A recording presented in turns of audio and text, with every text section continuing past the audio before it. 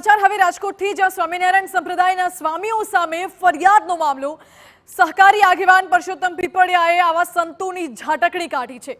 Parshottam પીપળિયાએ social media પર post કરી કાર્યવાહી કરવાની માંગ કરી છે। દુષ્કર્મ અને વ્યભિચાર આચરતા સંતોને ધાર્મિકતા સાથે કોઈ લેવા દેવા નથી તેવું પરસોત્તમ પીપળિયાએ લખ્યું છે અને આ પ્રકારના સંતોને સંપ્રદાયમાંથી હાંકી કાઢવા જોઈએ। સંપ્રદાયના અગ્રણીઓ આવા સંતો સામે કડક કાર્યવાહી કરે તેવી પણ માંગ કરી છે।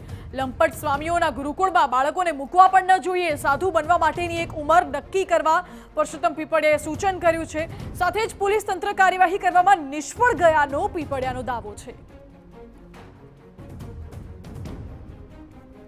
સ્વામિનારાયણ સંપ્રદાયના લંપટ સાધુઓના વિરોધમાં હવે સહકારી આગેવાન પરસોત્તમભાઈ પીપળિયા છે તેઓ પણ આવ્યા છે।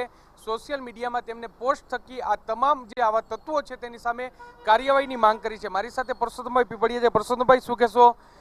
ઘણા બધા કિસ્સા આપણી ભાગોળે ભાયાવદરમાં પણ જે સ્વામિનારાયણ સંપ્રદાયના જે સાધુઓ લંપટ સાધુઓનો કિસ્સો સામે, કઈ રીતે આ પ્રકારના કિસ્સાઓને જોઈ રહ્યા છો? આ સાધુઓને માત્ર લંપટ શબ્દથી તમે સંકુચિત કરોમાં આ વ્યભિચારીઓ છે, આ લેન્ડ ગ્રેબરો છે, આમાંથી અમુક બધા સ્વામીજીઓ આવા છે એવો કહેવાનો કોઈ આશય નથી, ધર્મમાં આવું છે એવો કહેવાય આશય નથી, પણ આવું જે કૃત્ય કરતા હોય તેવા કૃત્ય કરનાર સ્વામીજીઓને આ લોકોએ હાંકી કાઢવા જોઈએ। આ ધર્મ ધુરંધરોએ એને રહેવા નહીં દેવા જોઈએ સંસ્થામાં, અન્યથા સ્વામિનારાયણ પંથ છે આખો નીકળી જશે સમાજમાંથી, એને કોઈ માનશે નહીં જો આવું ને આવું લાંબુ ચાલશે તો। ગુરુકુળની એક પરંપરા, આપણી સનાતનની ગુરુકુળની પરંપરા તો ખૂબ જ ઊંચી હતી, પરંતુ ગુરુકુળમાં જ આ પ્રકારના ગોરખધંધા થાય તે કેટલે અંશે યોગ્ય?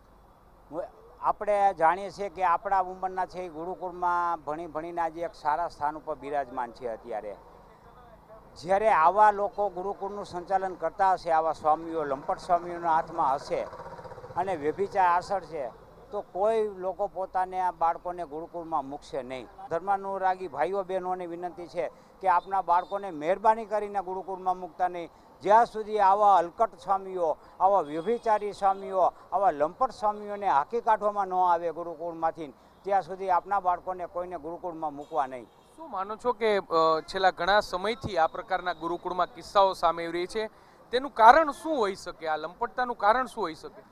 સાહેબ, એનું કારણ એ હોઈ શકે કે આને નાની ઉંમરમાં સાધુ બનાવી દેવામાં આવતા હોય છે, તો સાધુ બનવા માટે પણ એક ઉંમર હોવી જોઈએ અને એનામાં સાધુતા તરીકેના શું ગુણો છે એને તપાસવા જોઈએ। એનામાં સાધુતા માટે જે કાંઈ એનામાં ગુણો હોવા જોઈએ એની ચકાસણી નહીં કરવામાં આવે ને જો એમનેમ ભરતી કરવામાં આવશે તો મારી દ્રષ્ટિએ આ ગુરુકુળ ને આ બધું જે છે એ એકમાત્ર ફારસ માત્ર બની રહેશે। પોલીસ કાર્યવાહી છે તેની સામે પણ શંકા ઉભી રહી છે, કારણ કે ફરિયાદ નોંધાણી અને ત્યારબાદ હજુ સુધી જે ભાયાવદરનું જે ગુરુકુળ છે ત્યાંના જે કિસ્સો સામે આવ્યો છે, 2 સાધુ પકડાયા નથી।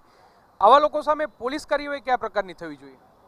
સાહેબ, પોલીસ તંત્ર આમાં કાર્યવાહીમાં નિષ્ફળ ગયું છે એ અત્યારે આપણે આટલા દિવસથી આ પકડાણા નથી એના પરથી સ્પષ્ટ થાય છે।